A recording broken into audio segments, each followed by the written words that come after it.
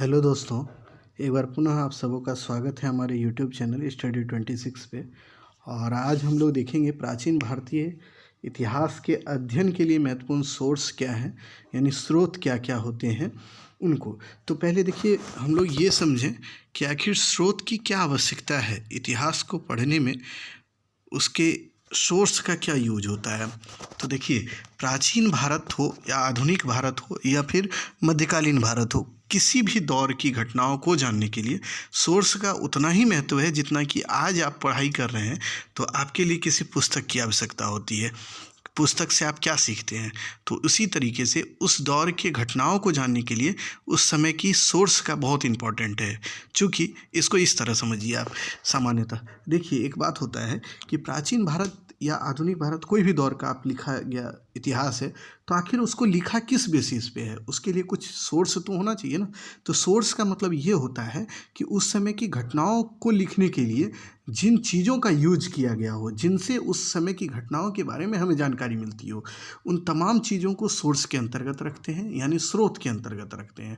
तो देखिए, प्राचीन भारत का जब हम अध्ययन करते हैं तो उस समय की घटनाओं को जब हम लोग पढ़ने की कोशिश करते हैं या पढ़ते हैं, उसके लिए कुछ ना कुछ सोर्स है। जैसे कि आप पढ़ते होंगे खारवेल का अभिलेख, हाथी गुफा अभिलेख है, पुलकेशिन द्वितीय का अभिलेख आपने पढ़ा होगा।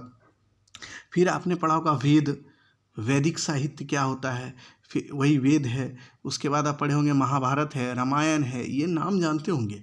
पाणिनि की अष्टाध्यायी है। इन तमाम चीज़ें, तो इन चीज़ों के ही आधार पर उस समय के बारे में हम लोग को जानकारी मिलती है, तो इसी को हम लोग सोर्स कहते हैं। तो यानी एक सामान्य अर्थों में या सामान्य शब्दों में समझें तो ऐसे मतलब सोर्स का मतलब ये हुआ कि किसी भी कालखंड के बारे में जानने के लिए हमारे पास जो उपलब्ध टेक्स्ट हैं या फिर कोई साक्ष्य हैं जिसके आधार पर उस काल के बारे में हमें जानकारी मिलती है, उसे हम लोग स्रोत कहते हैं। सामान्य भाषा में इसे इस तरह समझें।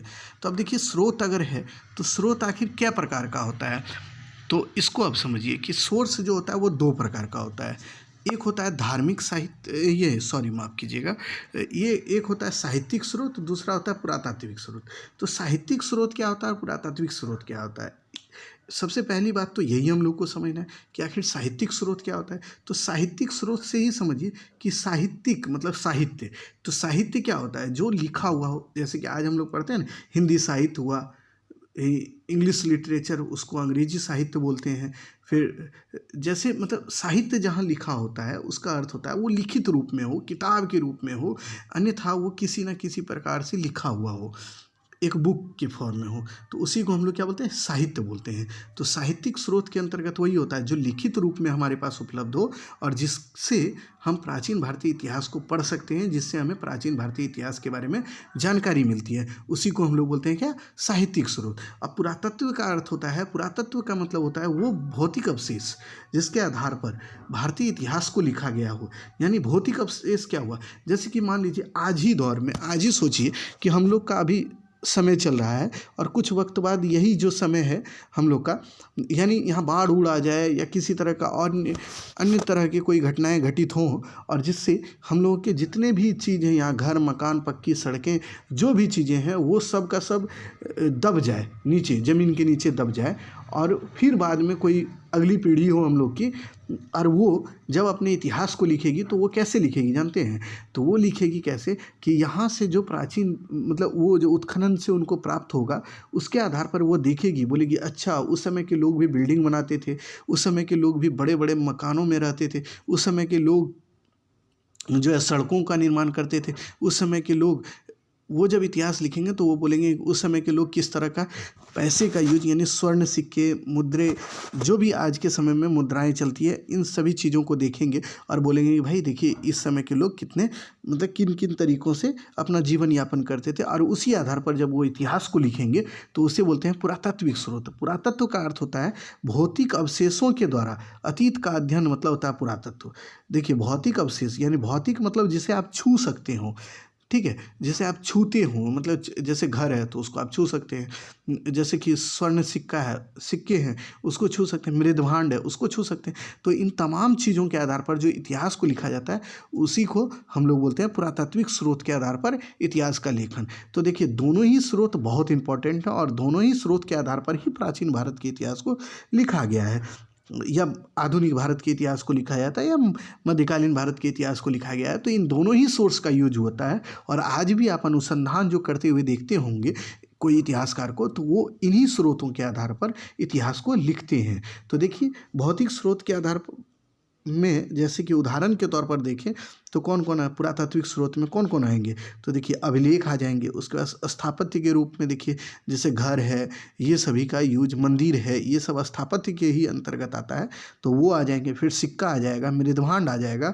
ये तमाम चीज़ें जो है भौतिक यानी पुरातात्विक स्रोत के अंतर्गत आएंगे, यानी भौतिक अवशेष के अंतर्गत। और साहित्यिक स्रोत के अंतर्गत जो लिखित रूप में है, पाणिनि की अष्टाध्यायी आप जानते होंगे। उसके बाद आप जानते हो वेद है, वेद जो 4 है, ऋग्वेद, यजुर्वेद, सामवेद, अथर्ववेद, ये आ जाएंगे। वेदांग है, वेदांग आप जानते होंगे, वेदांग 6 होते हैं, जैसे कि है व्याकरण, निरुक्त, छंद, ज्योतिष, कल्प, ये शिक्षा, ये सभी 6 वेदांग हो गए। उसके बाद कुछ और भी अन्य सोर्स हैं, जैसे कि आप देखेंगे अर्थशास्त्र है, कौटिल्य का अर्थशास्त्र है में, तो उसके बाद आप देखेंगे मेगास्थनीज की इंडिका है। तो ये तमाम चीज़ें जो है साहित्यिक स्रोत के अंतर्गत आती हैं। तो आपसे ये आशा हम करते हैं कि आपको ये दोनों ही सोर्स समझ में आ गया होगा कि पुरातात्विक सोर्स किसे कहते हैं और साहित्यिक सोर्स किसे कहते हैं। तो चलिए अब अगले स्लाइड में हम लोग समझते हैं। तो अब देखिए ये दोनों सोर्स हम लोग समझे, तो अब हम लोग कोशिश करेंगे, यानी हम लोगों की ये जो कोशिश हम आपसे करेंगे या हमारी होगी कि भाई अब हम लोग पढ़ें साहित्यिक सोर्स किसे कहते हैं। तो साहित्यिक सोर्स हमने बताया कि जो लिखित फॉर्म में हो और जिसके आधार पर हम इतिहास को पढ़ सकते हैं या हम लोग पढ़ते हैं, और जिसके आधार पर इतिहास को लिखा गया हो, इसका प्रयोग किया गया हो इतिहास लेखन में, तो उसे हम लोग साहित्यिक सोर्स कहते हैं।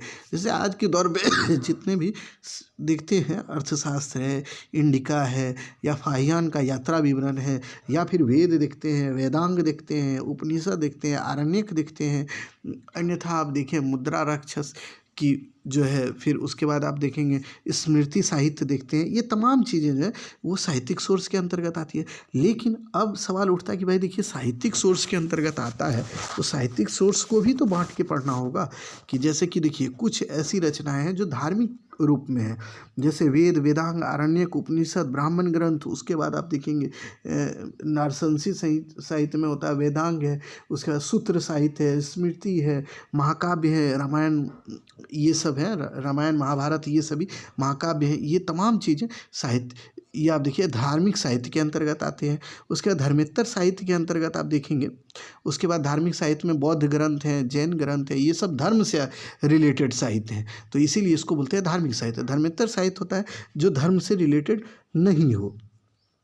तो उसके अंतर्गत आप देखेंगे जितनी भी रचनाएं जो कि जैसे बाणभट्ट है, कलहन लिखता है, रायतरंगिणी इसकी कलहन की है, बाणभट्ट की हर्षचरितम है, उसके बाद विज्ञानेश्वर की रचना है, दायभाग जिमूत वाहन की रचना है, ये तमाम संध्याकर नंदी की रामचरित है, ये तमाम चीज़ों को हमने पढ़ाया भी है। आप हमारे प्लेलिस्ट में जाइए और हिस्टोग्राफी देखिएगा, तो वहाँ पे सेपरेट करके हमने सभी साहित्य के महत्व को बताया है। वहाँ से आपको बहुत कुछ समझ में आ जाएगा।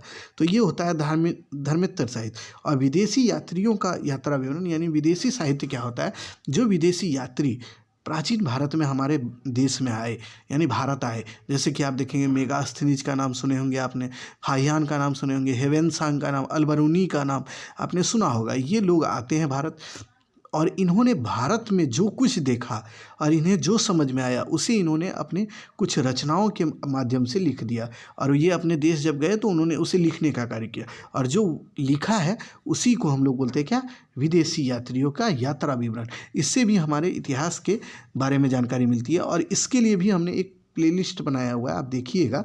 आप जाइए हमारे प्लेलिस्ट में, वहाँ देखिए विदेशी यात्रियों के द्वारा भारत का विवरण, मतलब विदेशी यात्रियों का यात्रा विवरण हमने पढ़ाया है, तो वहाँ से आपको समझ में सारी बातें आ जाएंगी।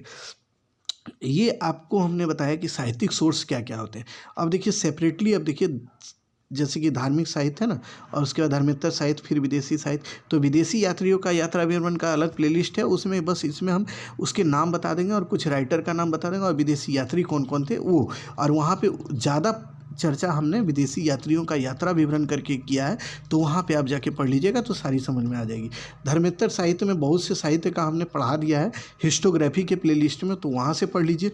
और धार्मिक साहित्य को भी हमने, जैसे कि वैदिक साहित्य जितने भी हैं उसको हमने वैदिक सभ्यता जब पढ़ाया है, वैदिक देखिएगा वैदिक काल हमने पढ़ाया है वैदिक साहित्य, तो वहाँ पे इसकी चर्चा की है, बट उसका एक संक्षिप्त रूप यहाँ भी चर्चा करेंगे ताकि आपके दिमाग में वो रहे। और जो बातें कहीं नहीं की गई है वो यहाँ पे हम करेंगे साहित्यिक सोर्स में, ठीक है। और पुरातत्व को हम लोग जब स्पेशली जब पढ़ने लगेंगे तो पुरातात्विक साहित्य को भी अलग अलग ढंग से अलग अलग तरीके से सेपरेट करके अभिलेख के आधार पर भारत का अध्ययन कैसे किया गया है, तो उन तमाम चीज़ों को हम लोग बताएंगे और उसके महत्व को बताएंगे। फिर हम आपको बताएंगे साहित्यिक स्रोत का महत्व क्या है इतिहास लेखन में, यानी इतिहास के अध्ययन में, वो हम समझाएंगे। तब आपको जाके समझ में आएगा कि आखिर सोर्स हम लोग को क्यों पढ़ना पड़ता है और क्या इसकी आवश्यकता है हमारे इतिहास को जानने के लिए। तो इन तमाम चीज़ों को हम लोग पढ़ेंगे। तो अब आइए हम लोग पढ़ते हैं धार्मिक साहित्य। धार्मिक साहित्य को 3 भाग में बांटा गया है। जैसे ब्राह्मण साहित्य होता है, उसके बाद बौद्ध साहित्य होता है और फिर जैन साहित्य हो गया। तो ब्राह्मण साहित्य के अंतर्गत वेद साहित्य तथा वैदिकेतर साहित्य आते हैं। तो पहले अब हम लोग देखते हैं कि धार्मिक साहित्य को किन आधारों पर और किस तरीके से बांटा गया है। चलिए, तो धार्मिक साहित्य हमने 3 भाग में बताया, वैदिक साहित्य, उसके बाद हमने बताया आपको क्या, बौद्ध साहित्य और जैन साहित्य। तो वैदिक साहित्य को भी 4 भाग में हम लोग बांट के पढ़ते हैं। तो और 4 भाग ही नहीं कहिए, वैदिक साहित्य के अंतर्गत हाँ ये 4 भाग ही आते हैं वैदिक साहित्य में, और फिर वैदिकेतर साहित्य में अन्य भाग आएंगे, तो उसे हम लोग अगले वीडियो के माध्यम से देखेंगे। तो देखिए, वैदिक साहित्य में आता है वेद, उसके बाद ब्राह्मण, फिर आरण्यक, फिर उपनिषद। तो हम लोग इसको जो है अगली वीडियो में पढ़ेंगे ताकि एक समझ आपको दे दिए। उसके बाद हम लोग वैदिक साहित्य से शुरू करेंगे ताकि आपकी सारी समझ आपके पास एकदम विकसित हो और आसानी से आप समझ पाएँ इसको। चलिए, इस वीडियो में इतना ही, छोटा वीडियो है लेकिन एक समझ के लिए हमने इसको बनाया है। उसके बाद हम लोग टॉपिक बाय टॉपिक इसको अलग अलग करके पढ़ेंगे ताकि आप आसानी से इसको समझ पाइएगा। चूँकि एक साथ पढ़ा देंगे तो मतलब थोड़ा टफ हो जाएगा और वो समझने में भी थोड़ी दुर्लभ हो जाएगी बातें। तो इसलिए हम लोग टॉपिक वाइज अलग अलग खंड करके उसको पढ़ेंगे। जैसे वैदिक साहित्य पढ़ेंगे तो उसमें वैदिक साहित्य के बारे में सब कुछ चर्चा कर देंगे। फिर उसके बाद हम लोग जब पढ़ेंगे कि भाई इसी में हम लोग जब पढ़ेंगे वैदिक साहित्य के बाद वैदिकेतर साहित्य, तो उसमें वेदांग, सूत्र, महाकाव्य, धर्मशास्त्र, धर्मसूत्र, इन तमाम चीज़ों को पढ़ लेंगे। फिर उसी तरह बौद्ध साहित्य को पढ़ लेंगे, जैन साहित्य को पढ़ लेंगे। तो ये साहित्यिक सोर्स हम लोग का खत्म हो जाएगा। फिर इसके महत्व को देख लेंगे। तो इसी तरह से हम धीरे धीरे ही सही आपको सारी बातें समझा देंगे। चलिए, अगर वीडियो पसंद आता हो तो प्लीज़ मेरे चैनल को सब्सक्राइब कीजिए और लाइक कीजिए हमारे वीडियो को, ताकि अन्य लोगों को भी इसका लाभ मिल सके, और इसको शेयर ज़रूर कीजिए। चलिए, फिर मिलेंगे अगले वीडियो में, तब तक के लिए धन्यवाद।